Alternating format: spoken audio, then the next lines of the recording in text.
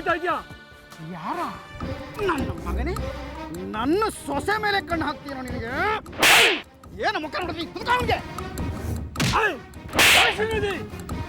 ರೌಡಿಗಳು ಕರ್ಕೊಂಬಂದು ರೌಡಿಸ ಮಾಡ್ತೀನೋ? ಏಯ್, ನೀನ್ ಎಷ್ಟೇ ಹರ್ಕೊಂಡ್ರು ಜಾನ್ವಿನ ಮದುವೆ ಆಗೋದು ತಪ್ಪಬೇಕಾಗಲ್ಲ. ಮದುವೆ ಆಗ್ತೀಯನ? ಒಳ್ಳೆ ಮದುವೆ. ನೀನು ಒಳ್ಳೆ ಮದುವೆ ಆದ್ರೆ 5 ವರ್ಷ ಜೈಲ್ಗೆ ಹೋಗ್ಬೇಕಾಗುತ್ತೆ, ತಿಳ್ಕೊ ನನ್ನ ಮಗನೇ. ಏನ್ ನಿಮ್ಮ ಅಪ್ಪನ ರಾಜ್ಭಾರ ಹರ್ಕೊಂಡ್ಬಿಟ್ಟೇನೋ? ಜಾನ್ವಿ ನನ್ನ ಮದುವೆ ಆಗಿ ಒಪ್ಕೊಂಡಿದ್ದಾಳೆ, ನಾನು ಜಾನ್ವಿನ ಮದುವೆ ಆಗೇ ಆಗ್ತೀನಿ. ಚಿಕ್ಕಪ್ಪ ಜಾನ್ ಮಾತಾಡ್ತವನೆ, ಬಿಡ್ಲ ಎರಡು ಬಿಡ್ಲ ಕೇಳ್ತೀಯ? ಬಿಡಲೇ? ಹೊಡಿದ್ಯೇನೋ? ಹೊಡ್ಯ ಹೊಡ್ಯ ಹೊಡ್ಯ. ಯಾಕೆ ಹಂಗೆ ನಿಂತ್ಕೊಂಡ್ಬಿಟ್ಟೆ? ಅವನು ಬಿಟ್ಟ ಅಂತ ನಾನು ಬಿಡಲ್ಲ. ನನ್ನ ಸೊಸೆ ಮೆಮೊರಿ ಲಾಸ್ ಆಗಿದೆ ಅಂತ ಅವಳನ್ನ ಯಾವ ಮಾರಿಸ್ಬಿಟ್ಟು ಕರ್ಕೊಂಬೋದು ಮದುವೆ ಆಗ್ತೀನಿ ಅಂತೆಲ್ಲ ನಿನ್ನ ಕಣ್ಣು ಬಿಟ್ರೆ ಗುಡ್ಡಕ್ಕೆ ತಾಕ್ಬಿಡ್ತೀನಿ. ಈ ನನ್ನ ಮಗನಿಗೆ ದಿಕ್ಕು ದೇಶ ಇಲ್ಲ ಅನ್ಕೊಂಡ್ಬಿಟ್ಟಿದ್ಯಾ? ನಾನು ಎಂಟ್ರಿ ತಗೊಂಡಿದ್ದೀನಿ, ಮುಗೀತು ನೀನು ರೋಪ್ ಎಲ್ಲ ಮಠ. ಸಂಬಂಧದಲ್ಲಿ ಅವ್ರ ಚಿಕ್ಕಪ್ಪ, ಸ್ಥಾನದಲ್ಲಿ ಅವ್ರಪ್ಪ. ನೀವೇನು ಮಾಡ್ಕೊಳಕ್ಕಾಗಲ್ಲ, ಅದೇನು ಮಾಡ್ಕೋತೀರ ಮಾಡ್ಕೊಳ್ಳಿ.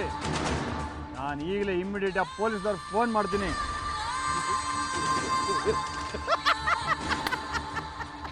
ಲೇ ಶ್ರೀ, ನಾವು ಯಾಕೆ ಬಂದಿದ್ದೀವಿ, ಇವನ್ಗೇನು ಹೇಳ್ತಾ ಇದೀವಿ ಅಂತ ಏನು ಅರ್ಥ ಆದಂಗೆ ಕಾಣಿಸಲ್ಲ. ತೋರ್ಸೋದನ್ನ. ದಡ್ಡ, ಪೊಲೀಸರು ಇಲ್ಲಿಗೆ ಬಂದ್ರೆ ಅರೆಸ್ಟ್ ಆಗೋದು ನಾವಲ್ಲ, ನೀನು. ನೋಡಿಲಿ. ಏಯ್,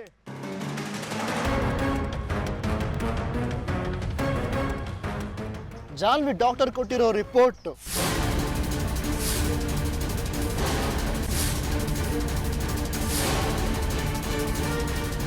ನೋಡಪ್ಪ ಮರಿ, ನೋಡ.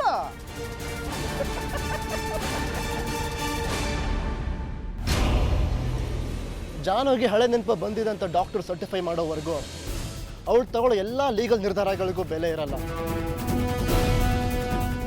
ಹಾಗೊಂದು ವೇಳೆ ಅವಳ ಸಮಸ್ಯೆನ ಮಿಸ್ಯೂಸ್ ಮಾಡ್ಕೊಳಕ್ಕೆ ಹೋದ್ರೆ ಅಂಥವ್ರಿಗೆ 5 ವರ್ಷ ಶಿಕ್ಷೆ ಆಗುತ್ತೆ.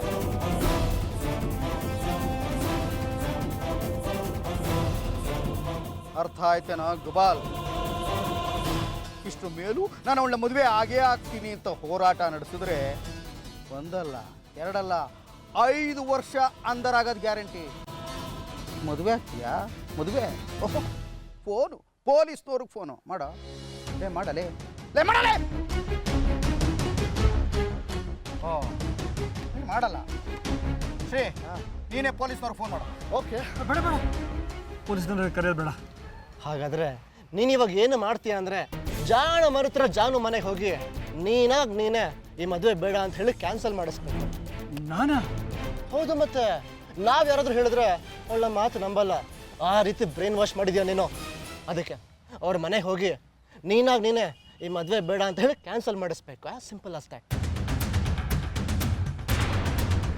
ರಿಪೋರ್ಟ್ ಜೆರಾಕ್ಸ್ ಕಾಪೀಸ್ ಮಾಡಿಸಿದ್ದೀನಿ, ನೀನು ಬೇಕಾದ್ರೆ ಹೋಗಿ ಡಾಕ್ಟರ್ ಹತ್ರ ವಿಚಾರಿಸ್ಬೋದು.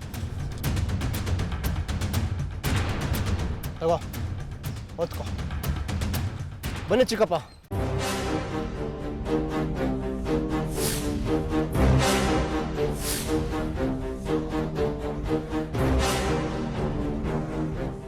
ನನ್ನ ಸೊಸೆ ವಿಷಯಕ್ಕೆ ಅನವಶ್ಯಕವಾಗಿ ತಲೆ ಹಾಕಿದ್ರೆ